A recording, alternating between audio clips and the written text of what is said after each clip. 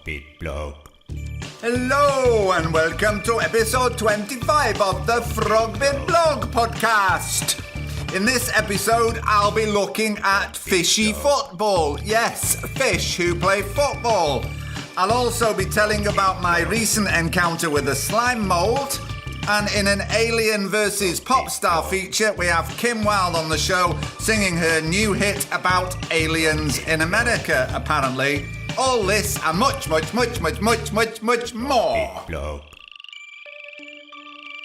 Right, even though he's dead, he's still in the news.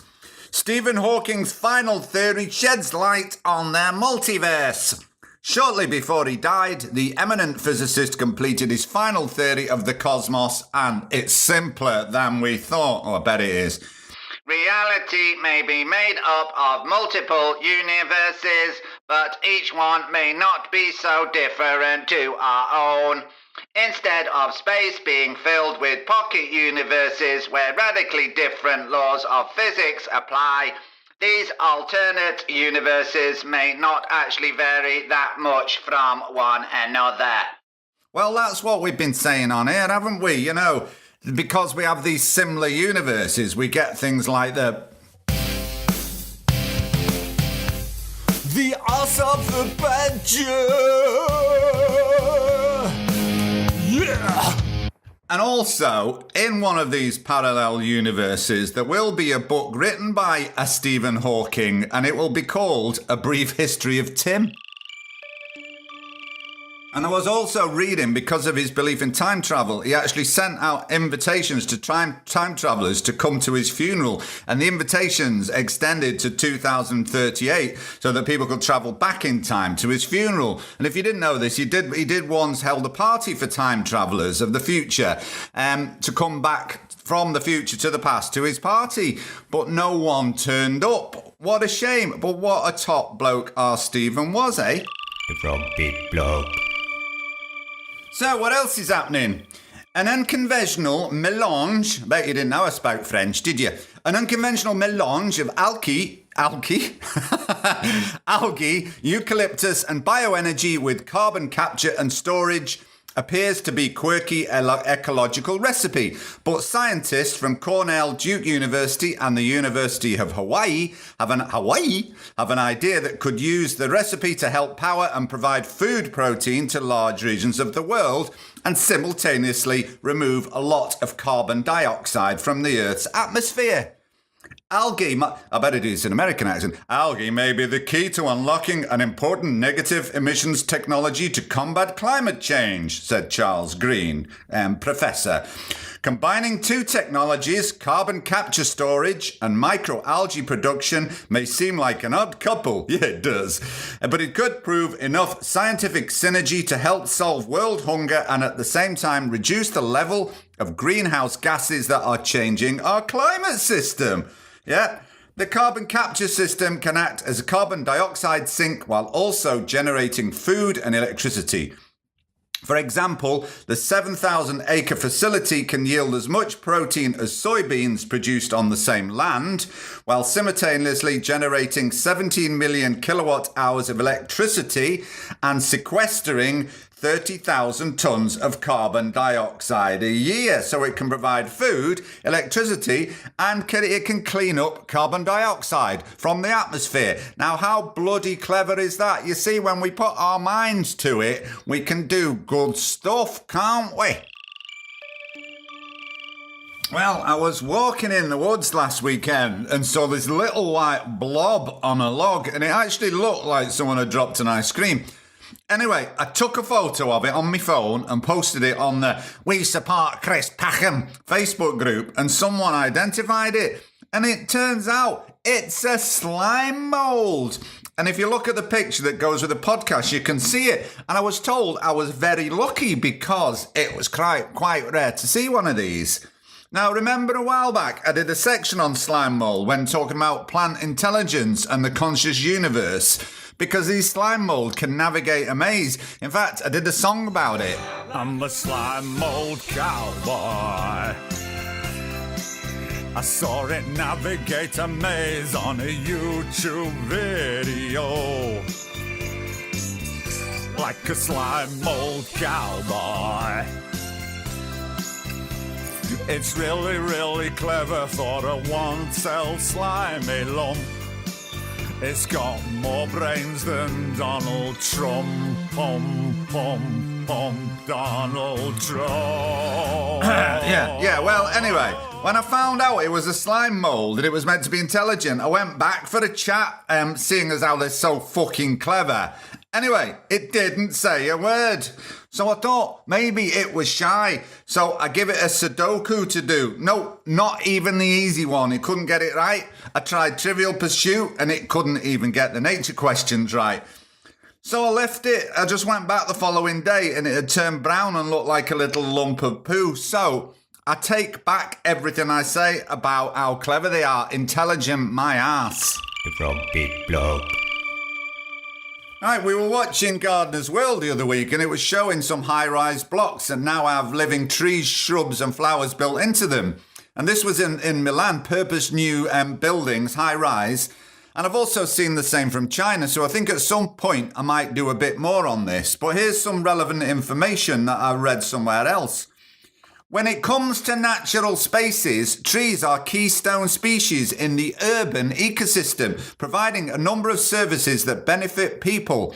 Researchers calculated just how much a tree matters for many urban areas, particular megacities.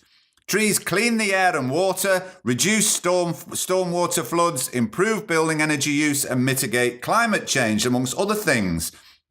And it's been calculated for every dollar invested in planting in cities, they see an average of $2.25 return on their investment.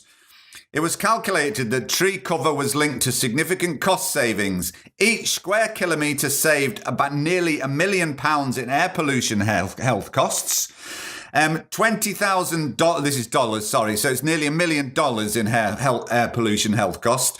$20,000 by capturing water runoff and nearly $500,000 in building, energy, heating and cooling savings. And again, it shows that they're solutions and these solutions are usually natural in origin because nature has all the answers, doesn't it? Oh, yeah! Well, now it's time for some more. What a fish knows. No, what a fish knows. What a fish knows.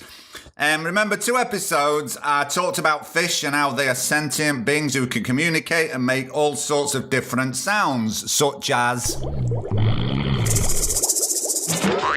Now, I did take the piss a bit with them sounds, so I'm sorry, fish. I'm sorry, fish. I hope I am forgiven. Well, I've been reading some more of the book, What a Fish Knows, and it's by Jonathan Balcom. It's well worth a read.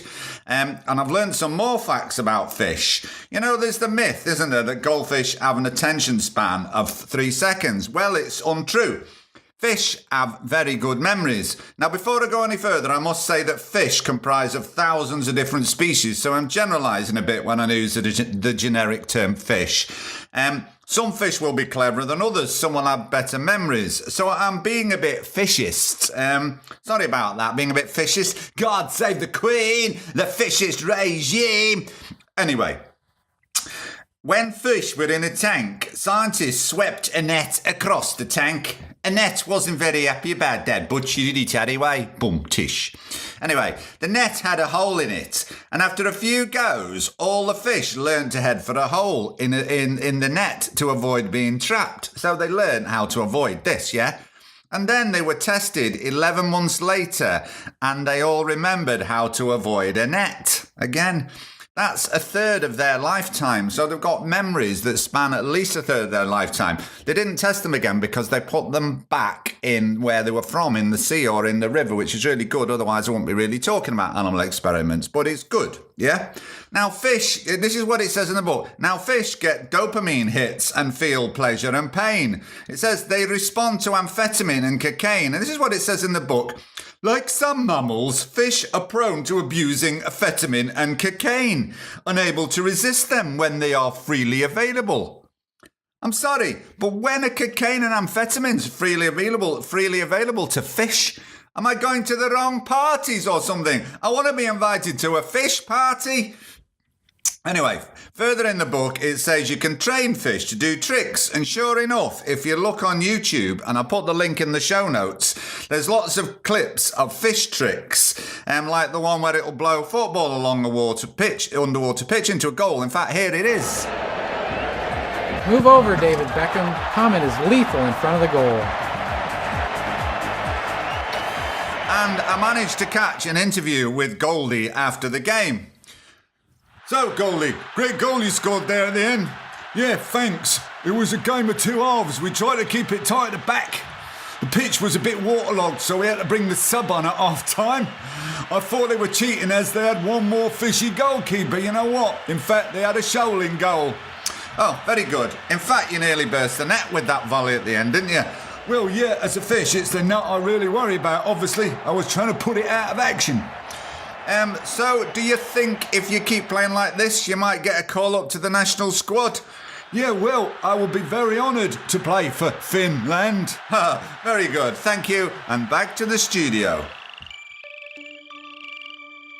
Now, welcome to the latest in the series of Frog Bit on Drugs. Remember a few episodes I was talking about the young lad whose seizures were really helped by cannabis oil, and Murray his name was? Well, in the next few days his mum is knocking on the door of number 10 with a petition signed by nearly 100,000 people to get it available on the NHS. Great stuff. Why wouldn't it be available on the NHS? What are this government scared of, really? It can only be their backers in the pharmaceutical industry who want to make money by inventing synthesized cannabis. Because we can't have the real thing, can we? We can't have people having the real natural thing that's been around for thousands of years when there's money to be made out of synthesized cannabis now, can we? And here's one. Ketamine nasal spray rapidly relieves depression and suicidal thoughts, finds trial. Significant improvements in patients at imminent risk of suicide within hours. People with serious mental illness could one day be offered a nasal spray of ketamine after a clinical trial showed the drug can rapidly tackle bouts of severe depression and suicidal thoughts. I might try that one at the doctor's. In just a matter of hours, doctors and the patients themselves measured a significant improvement in the symptoms of patients classed as being at high risk of suicide. The trial of antidepressant esketamine by Yale University researchers and the manufacturer Janssen suggested it could be effective in bridging the gap where conventional antidepressants take weeks to fully be effective. Now, could you imagine the TV advert for this one? Mind you, I think only people over 45 remember the original. Mum, I can't do my exams like this. I'm having suicidal thoughts. Course you can, Malcolm. Try this new Vic Sinex ketamine spray. Relieves depressed thoughts for up to 8 hours. 8 hours. Hi, Mum. I'm home. How was your exam, Malcolm? It was fucking brilliant, Mum. I talked about existential angst, looking through the K-hole, the multiverse theory, quantum physics, the idea of a vibrational universe, all sorts. Oh, that's nice, love. What was the exam? Cookery practical. Vic Sinex ketamine spray. Helps you talk shit for up to 8 hours. The Frog Bit Blog. Main complaint about this ketamine thing is It may get in the wrong hands. well, yeah, I mean, we may stop people from committing suicide, but we don't want it because some teenagers may get off their tits occasionally, okay? And what else in Frog Bit on Drugs? Well, the fatberg that I talked out a few episodes, you know, the one in the London sewers, the big fatberg that's about the size of 10 double-decker buses. Well, people study it. Yeah, it's someone's job to look at a pooey fatberg. Anyway, they've discovered some interesting stuff. That it actually contains more banned gym supplements than it does illegal drugs such as cocaine and MDMA. Either that or cocaine and MDMA users aren't as wasteful. Actually, no, I think they found out what's in people's poo. Look, I'm going to stop there with that one. But that's interesting, isn't it? That there's more banned gym supplements being taken in London than there is cocaine and MDMA. And finally, with months left before Canada becomes the first country in the G7 to fully legalise marijuana, members of the country's Liberal Party, led by Justin Trudeau, are calling on their government to go one step further and decriminalise the possession and consumption of all illicit drugs.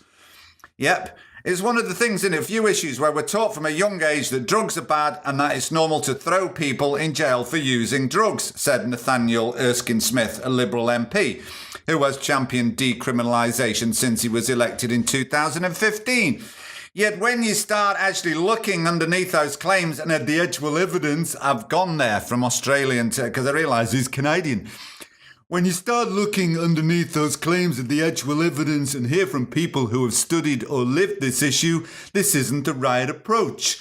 Framing drug use as a criminal justice issue rather than one of health has simply served to fuel a lucrative black market, diverting resources from law enforcement and marginalise those who are often already on the margins of society, he argued. And we talked about this a while back, didn't we, about how it's been trialled and worked in Portugal. A progressive attitude. We should try it sometime over here, shouldn't we? That's the attitude, not the drugs, by the way. And if the Canadian government go any further with this drugs malarkey, they may as well change the name from Canada to Canada. Well, I think that'll do for this week's episode of Frog Bit on Drugs. Last episode, remember, I had them minimalists on the show. They're very popular, so I might get back on again. And we were talking about clothes and the waste involved in clothes, and I mentioned Stella McCartney. You know Stella McCartney, who is, of course, the daughter of one of the most famous people of all time. Of course, I'm talking about Veggie Burger Queen, Linda McCartney. Oh, I think she's got a dad, but I can't remember his name. Just joking, listeners. Remember, Raspberry Fields for the next half hour. John Lennon, of course. No, Paul McCartney. Anyway, Stella is a fashion designer, but she recently did a campaign to highlight the waste in the clothes industry. In fact, she did a photo shoot for a new range in a rubbish tip. No, not Sunderland. I mean a real rubbish tip. Anyway, fashion designer Stella McCartney condemned her industry as incredibly wasteful and harmful to the environment as she joined forces with the round-the-world sailor and environmental campaigner Dame Ellen MacArthur to call for a systematic change to the way clothing is produced and used. The throwaway nature of fashion has created a business which creates greenhouse emissions of 1.2 billion tonnes a year, larger than that of international flights and shipping combined. I'm not sure whether this is UK statistics or worldwide statistics or what, but anyway, I should have checked, but you know. And it says less than 1% of material used to make clothing is recycled into new clothing. A truckload of clothing is wasted every second across the world. Well, it is about the world then, isn't it? I should have read ahead. The average number of times a garment is worn before it ceases to be used has decreased by 36% in 15 years. 500,000 tonnes of plastic microfibres are released per year from washed clothes, 16 times more than plastic microbeads from cosmetics, contributing to ocean pollution. Okay, and I wanted to talk about our clothing habits because me and Mary, we get all our clothes from charity shops, and I think it's a stigma people need to get over because there's some brilliant high quality stuff. I mean, even me underpants, but we won't go there. Anyway, and now we're going to talk about it in Paddy and Mary's Make Do and Mend. Paddy and Mary's make do and mend. Oi. It's Paddy and Mary's make do and mend. Oi. Make do and mend. Oi. Make do and mend. Oi. So, you bought me some vegan boots, didn't you, Mary? Yes, I did, Paddy. But I was a bit disappointed as they didn't contain any real vegans. And I bought you 2 nice coats for £1 each and some lovely trousers. Yes, you did, didn't you? And you bought me these really clever little jumpers, didn't you, Mary? I did that, Paddy. Yes, they had a collar sewn into them so that it looked like you were wearing a shirt. But with a twist, there was no feckin' shirt. Genius, Paddy. Why didn't you think of that one? Well, that's as maybe, but I did come up with my own inventions. And what was that then, Paddy? I've invented some eco-friendly underpants Because, of course, the best way to be eco-friendly is to wash your clothes as little as possible. So here's Paddy and Mary's Make, Do and Mend. Paddy and Mary's Make, Do and Mend. Oi. It's Paddy and Mary's Make, Do and Mend. Oi. Make, do and mend. Oi. Make, do and mend. Oi. I've invented some underpants you can buy from the Frogbit blog website. Underpants and knickers for any gender, two-tone. Brown at the back and yellow at the front. Oh, that's disgusting, Paddy. Well, that way you can wear them for days without being able to tell. To tell what? To tell if they passed the wall test. What's that then, Paddy? It's another one of Paddy and Mary's Make, Do and Mend. The wall test is every day. Throw your underwear at the wall and when it sticks, that's the time to change it. Bloody hell, Paddy. So that's why you insisted on putting up yellow and brown patterned wallpaper? Exactly, Mary. To match the underpants and knickers. That's not what I meant, Paddy. I know, I was only kidding. But me fellas in the Maze prison started doing it the 70s and it caught on. Really? Yes, Mary. Everyone thought they were doing a dirty protest, but they were just doing Paddy's underpants test. Oh, that's a lovely little anecdote, that is, Paddy. Paddy and Mary's Make, Do and Mend. Oi. It's Paddy and Mary's Make, Do and Mend. Oi. Make, do and mend. Oi. Make, do and mend. Oi.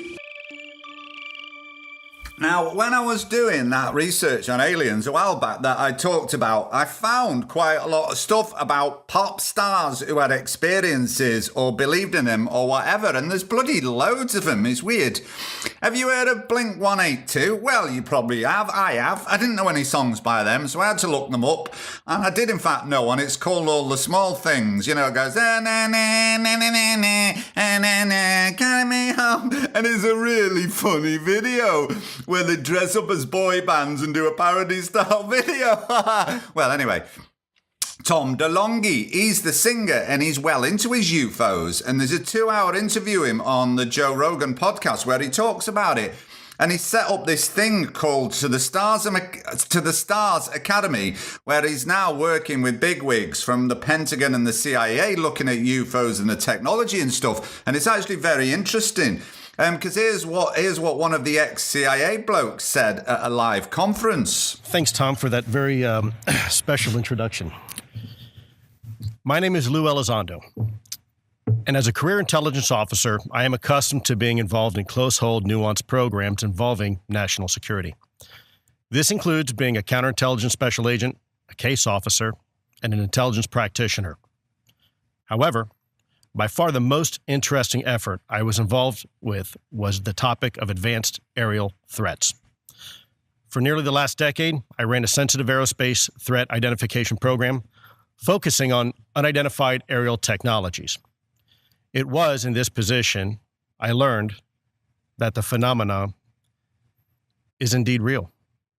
Now, there is a counter-argument that Tom DeLonge has been set up in some sort of disinformation campaign by the CIA, but that throws up as many questions, doesn't it? Why would the CIA want to do a disinformation campaign if they weren't trying to hide something? Anyway, and while reading about Tom DeLonghi, it reminded me of another UFO pop star thing. So I did a bit of digging, and I didn't have to dig too far, actually, because it's all over the papers recently that Kim Wilde, who had a hit with the 80s song Kids in America, well, she saw a UFO, and her new album is called Fuck Me, There's a UFO. No, seriously, it's called Here Come the Aliens. Subtle, Kim. Well, after the success of the last episode's interview with the pop star Ed Sheeran, I thought I would try and get Kim on the show. And I got a phone number, what I bought off a bloke in the pub who claims it's her number anyway. So I thought I'd give it a go and ring her up live on air. So here we go.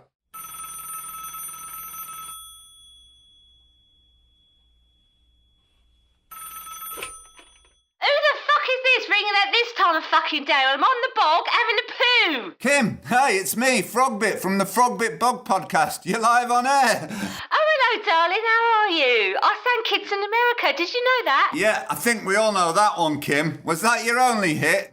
Well, I did have another song out soon after that, but that didn't go so well. What was that called? View from a Bridge. Oh, I remember that. What was that about? Well, it was about suicide, wasn't it? Wanting to throw yourself off a bridge and that. Oh, lovely. And people didn't want to buy a song about high-rise suicide? No, not sure why. And then I had another follow-up after that, and that failed and all. What was that called? Oh, it's about my binge eating disorder, so I called it View from a Fridge, didn't I? I take it that didn't go too well either. No, not quite. Anyway, Kim, you've had an alien experience and you've written a song about it, which is going to be from your forthcoming album, Here Come the Aliens. What happened? It was the 26th of June, the day after Michael Jackson died. Me and my mate were in the garden and we saw bright lights in the sky. I have to say, there's not a day gone by I don't think about that and what the hell it was. It was huge. 2 of them going zigzag for 10 minutes and I could feel the momentum and I knew it was really massive. I have had a lot of time to talk about it and think about it, and I do think, obviously, that aliens have been here forever. They've been watching us forever. I think they're reaching more of a point where they're getting a bit like, we might actually have to do something here, guys.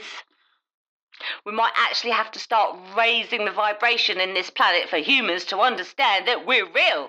Maybe they are even using me to put out a pop record with them on it. Okay, so would you like to sing us a song? Yeah, sure thing. But remember, I'm definitely not trying to repeat my one big hit, okay? I'm trying to forget about that and go in a different direction. It's definitely nothing like Kids in America. Okay, so you've made your point. Let's hear it.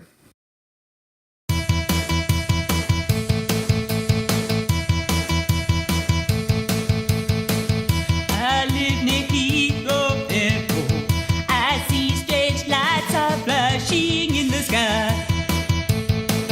I sit here alone and I wonder why.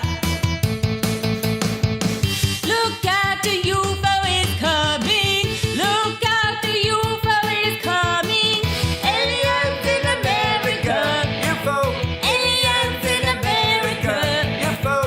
Aliens in America. UFO! Aliens in America. UFO! Aliens in America. UFO! Aliens in America. Na na na na na na. Na na na na. Very good, Kim. Very good. And you're right, it definitely sounds nothing like Kids in America. What's it called again? Aliens in America. Okay, Kim, thanks. Bye. And you know, it's not just Kim and Tom DeLonghi. Elvis, too, apparently. Apparently, his dad saw a UFO the night he was born. And Elvis himself was believed to be able to telepathically communicate with aliens from the age of 8. So I had to listen to some Elvis songs to see if there are any clues in the lyrics. Well, it's Don't Be Cruel. UFO I can be found. Sitting alien. Something like that, anyway. And while we're on the subject of Presley's, let's go link this. Reg Presley from the Trogs. Remember the Trogs who did Wild Thing, You Make My Heart Sing? Well, Reg had his own TV show on local cable television, the Reg Presley UFO Show. And he even wrote a book in 2002 called Wild Things They Don't Tell Us, shoehorning your greatest hit in there a bit, weren't you, Reg? And another one, John Lennon apparently saw one. John Lennon was so convinced he saw a craft of some description that he wrote in the liner notes of the 1974 album Walls and Bridges. On the 23rd of August 1974 at 9 o'clock, I saw a UFO. But he wasn't from Birmingham, and I don't know why I did a Birmingham one there. It was on the 23rd of August 1974 at 9 o'clock. I saw a UFO, kid. The happening was alleged to have taken place during Lennon's notorious Lost Weekend, though the singer claimed he was very straight at the time. Lennon said he saw a thing of ordinary electric light bulbs flashing on and off around the room, one non-blinking red light on top around 100 feet away and hovering over an adjacent building. Yeah, I'm sure you weren't off your tits there, John. And other famous people, Frank Black from the Pixies, great band, Jimi Hendrix and Robbie Williams, and it says about Robbie, possibly smarting from reviews of his cells and his 2006 album, Rude Box, he decided to take a sabbatical which he turned into 3 years off, much of it chasing UFOs. He told the singer Joss Stone in an interview that he was planning on giving up being a pop star and becoming a full-time ufologist. He shared a number of experiences with her, including the weirdest one yet while he was playing his own song Arizona about alien contact. I stood on the balcony and there was this big ball of gold light that turned up, he told the singer. We thought it was Venus or Mars or something. No, that was a Paul McCartney album. Then the song stops playing and it disappears. But then we put Arizona on again and the ball turned back up. It happened 4 times. After that, a massive electrical storm started. There might be a clue there as to what it was, but I'll carry on. And these 2 big, massive balls of light started dancing in the sky. It was a whole light show for about an hour. So let me get this right, Robbie. Aliens came to listen to your song about aliens. Okay, I think that's enough on aliens and pop stars for this week. From Big Blob. Okay, I think that'll do for this week's episode. Don't forget to look at the show notes for some links about things that were on the show. I also put a link to, for the YouTube video of the original Vicks nasal spray advert from the 70s. Please subscribe to the podcast if you like what you hear. And you can also go on to thefrogbitblog.com and sign up for the weekly blog, and it'll cost you nought apart from your sanity. Well, have a good couple of weeks. I'll see you soon. Thanks for listening. Bye. From Big Blob. From Big Blob.